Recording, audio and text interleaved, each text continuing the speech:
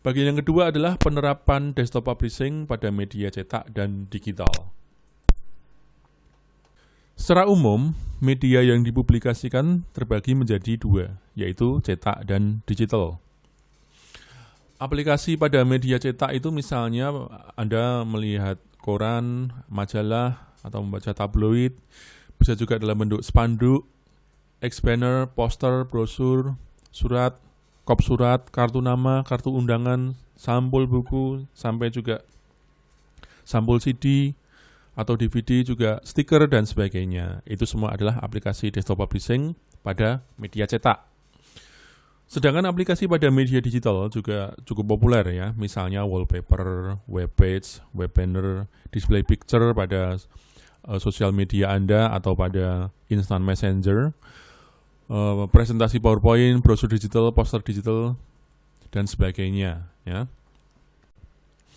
Lebih jauh tentang aplikasi desktop publishing akan diterangkan pada praktek produksi desktop publishing di sesi 3 nanti, dan seterusnya. Ya. Ini adalah contoh aplikasi pada media cetak. Jadi misalnya Anda membuat poster, ya ini bentuknya, desainnya seperti ini. Ini semua dibuat di komputer menggunakan software desktop publishing. Ini poster besar, spanduk gitu ya, dan ini brosur ukuran separuh A4 ya. Sedangkan ini adalah contoh aplikasi pada media digital. Jadi kalau Anda mengakses situs UPH akan ada tampilan seperti ini. Desain ini pun bisa dikatakan dibuat oleh seorang desktop publisher. Bagian yang ketiga yaitu software yang kita gunakan pada desktop publishing. Jumlah software desktop publishing makin hari makin bertambah. Fitur dan fasilitasnya semakin berkembang seiring dengan perkembangan teknologi desain grafis. Contohnya adalah software Adobe Photoshop.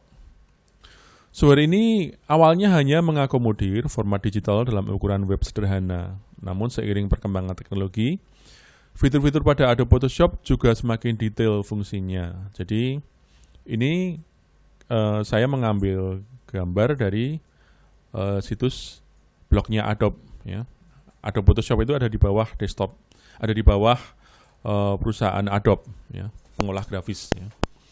Jadi ini bisa kita lihat bahwa fitur awal itu pilihan menunya hanya seperti ini. Ya. Makin ke kanan, makin terus berkembang sampai pada akhirnya satu fitur itu ada lebih dari satu opsi. Ya. Jadi ini disesuaikan dengan kebutuhan. Ya. Adobe Photoshop juga dikembangkan menjadi suatu software yang kompatibel untuk suatu komputer berbasis Android atau smartphone misalnya, ya, yang teknologinya relatif masih baru. Jadi kalau Photoshop zaman sebelum smartphone populer itu mereka hanya mempunyai format dalam bentuk homepage atau print cetak gitu ya. Tapi sekarang mereka bisa diekspor ke dalam format smartphone. Diekspor maksudnya gambar-gambar akhir yang akan tercipta itu bisa kompatibel untuk diterapkan pada aplikasi smartphone yang seperti saya bilang tadi usianya relatif masih baru teknologinya. Yaitu perkembangan software. Ini contohnya Adobe Photoshop. Sejumlah software desktop publishing yang umum digunakan itu kami bagi menjadi 3. Yang pertama adalah software desain pengolah gambar, ilustrasi. Ya, pengolah gambar atau pengolah ilustrasi. Yang dimaksud adalah ilustrasi itu seperti ini ya, misalnya ini gambar kuda catur, ini ilustrasi gambar ya. Jadi ini dibuat, ini terdiri dari outline grafis hitam ini dan di tengahnya ada warna coklat ya. Ini juga logo UPH ini contoh dari ilustrasi grafis ya. Software yang digunakan itu cukup banyak, tapi 5 yang populer Anda bisa akses di sini ya, di creativeblog.com ini. Ada 10, saya mengambil hanya 5. Yang pertama adalah Adobe Illustrator, ini akan kita gunakan nanti di sesi ketiga. Yang kedua adalah Corel Draw, 3 Sara Designer, 4 ACD Systems Canvas, dan yang kelima Expression Design. Ya. Kalau Anda akses ke situs ini, creativeblog.com ini, Anda akan bertemu beberapa software desain pengolah grafis, ilustrasi ya, yang dia sifatnya open source, jadi tidak dibutuhkan lisensi. Ya.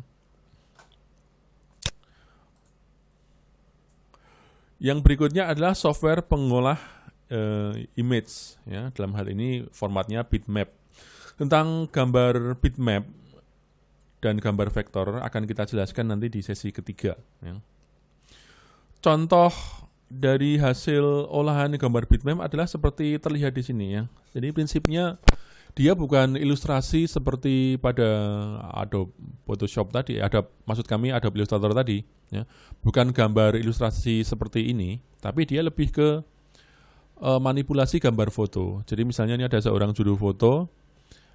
Ketika ini kita lihat bahwa dia dikelilingi oleh orang-orang mini yang nggak lain adalah dirinya sendiri. Ya. Ini juga contoh manipulasi foto nih pada gambar kiri ini, di mana ini menunjukkan foto seseorang dari kecil mungkin ya, saya menafsirkan ini hingga makin lama makin besar dan seperti ini gambarnya. Software-softwarenya bisa juga Anda lihat, yang pertama ada Photoshop, yang kedua Corel Photo Paint, ada Affinity Photo, ada juga GIMP, ada juga Pixelmator. Ya. Ini bisa Anda cek juga di situs ini, Creative Blog ini, kalau Anda ingin mengetahui yang lainnya. Sedangkan kategori yang terakhir adalah software desain publikasi. Dalam hal ini kami memilih hanya 3 dulu ya, Adobe InDesign, Adobe PageMaker, dan Microsoft Publisher. Ya. Jadi software ini biasa digunakan untuk membuat publikasi secara tunggal, kayak poster, ya, jadi langsung gitu ya, atau juga yang halamannya jamak, ya, misalnya katalog, majalah, buku dan sebagainya. Sebenarnya ada kategori berikutnya, yaitu software untuk membuat video editing, untuk membuat multimedia dan sebagainya. Tapi itu akan kita bahas di kelas yang lain, yaitu kelas multimedia, bukan di kelas desktop publishing. Seorang desktop publisher harus menguasai aplikasi software berbasis pengolahan foto, yang seperti yang kami maksud tadi, contohnya Adobe Photoshop, Corel Photo Paint, dan sebagainya, dan juga software pengolah gambar ilustrasi seperti Corel Draw, Adobe Illustrator, dan sebagainya, dan juga software desain publikasi atau Adobe InDesign, Microsoft Publisher, dan sebagainya. Minimal masing-masing setidaknya 1 yang dikuasain. Ya. Kita nggak perlu mempelajari, nggak perlu bisa semuanya, tapi lebih baik bisa 1 tapi fokus. Dan pada program PJJ ini, fokus utama kelas pengantar desktop publishing difokuskan pada keterampilan dasar dalam menggunakan program Adobe Illustrator, yaitu pengolah gambar ilustrasi, dan juga Adobe Photoshop, yaitu pengolah foto atau gambar bitmap. Ya. Diharapkan agar peserta PJJ pada mata kuliah ini telah menyiapkan komputer yang di dalamnya telah terinstal program Adobe Photoshop dan Adobe Illustrator. Dan dianjurkan Anda menggunakan programnya minimal yang serinya CS4. Ya. Karena kelas praktek akan dimulai pada sesi yang ketiga.